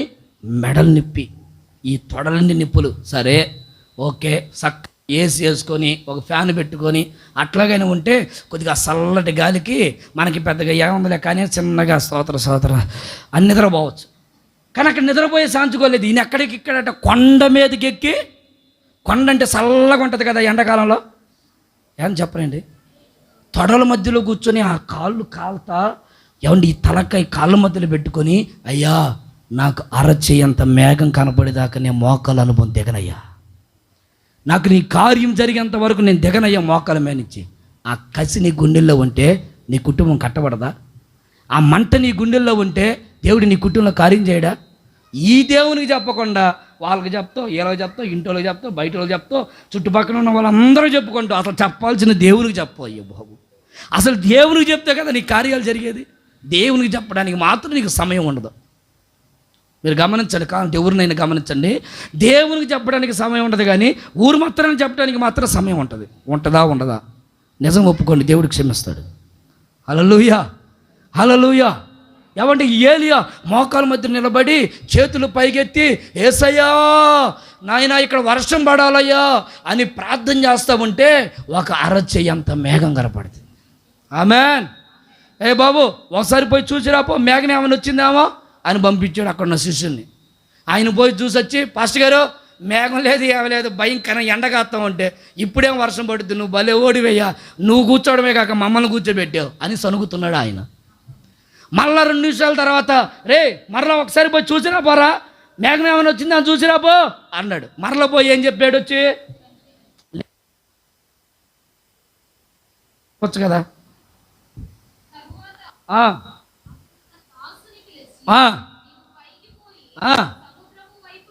అయ్యా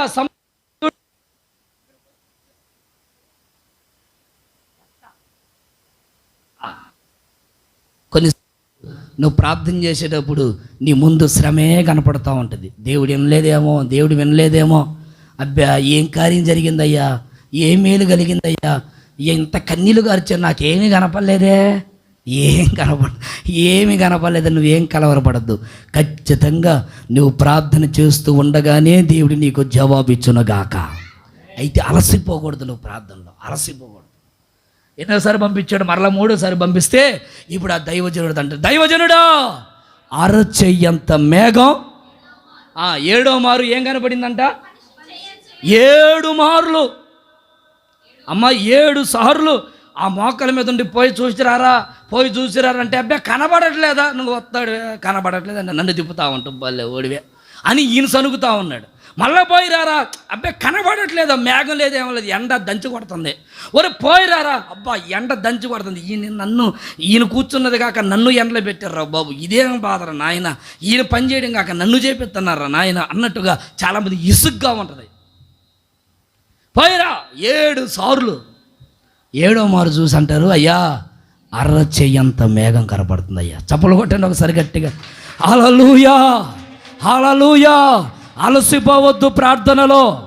ప్రార్థనకి వెంటనే జవాబు రాలేదని కలవరపడి నీ ప్రార్థన జీవితాన్ని నువ్వు ఆపేసుకోవద్దు. నీ ప్రార్థన జీవితాన్ని నువ్వు ఫుల్ స్టాప్ పెట్టద్దు. నీ ప్రార్థన జీవితాన్ని నాకు వద్దు, ఈ ప్రార్థన వల్ల నాకే ఫలితం లేదని మనుషుల మాటలు విని మోసపోవద్దు. ఈరోజున మనిషి రకరకాలుగా మోసపరుస్తాడు.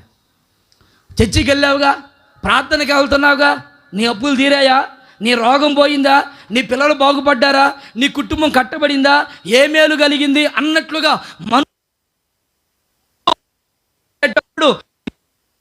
బయట ఉన్నప్పుడు స్నేహితులతో ఉన్నప్పుడు మనసు కుదిరిగా నీ మనసు గలిబిలి మనుషులు.